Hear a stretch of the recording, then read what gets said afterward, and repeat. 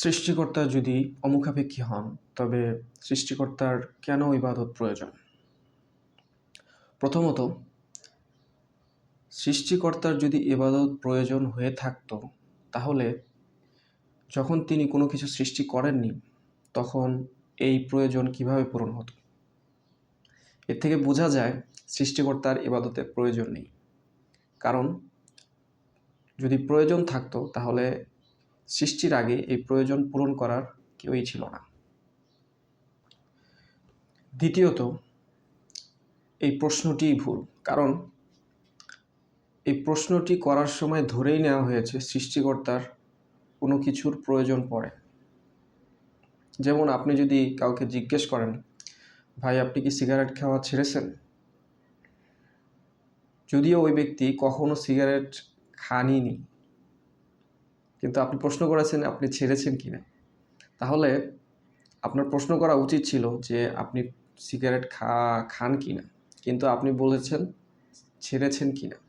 এখানে যেভাবে প্রশ্নটিই ভুল, একইভাবে সৃষ্টিকর্তার ইবাদত প্রয়োজন, এই প্রশ্নটিও একইভাবে ভুল। তৃতীয়ত, সৃষ্টিকর্তার যদি কোনো কিছু প্রয়োজনই হয়, তাহলে তো সে সৃষ্টিকর্তা থাকতে পারে না। কারণ সৃষ্টিকর্তা তো সেই যে সব কিছু থেকে অমুখাপেক্ষী। তাহলে আপনি বলতে পারেন যে তাহলে ইবাদত কেন করতে বলেছেন মহান আল্লাহ তাআলা, কেন আদেশ করেন? মহান আল্লাহ এই ব্যাপারে বলেছেন, আল্লাযী খালাকাল মাউতা ওয়াল হায়াতা লিয়াবলুয়াকুম আইয়ুকুম আহসানু আমালা। মহান আল্লাহ তাআলা মৃত্যু এবং জীবন সৃষ্টি করেছেন। কেন করেছেন? লিয়াবলুয়াকুম আইয়ুকুম, যাতে তিনি তোমাদেরকে পরীক্ষা করতে পারেন।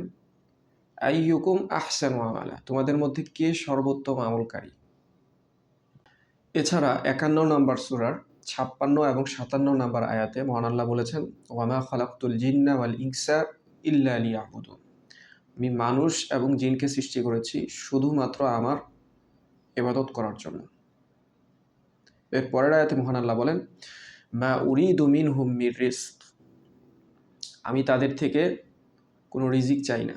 ওয়ামা উরিদু আইয়ুতাইমুন, এবং আমি এটাও চাই না যে তারা আমাকে খাওয়াক।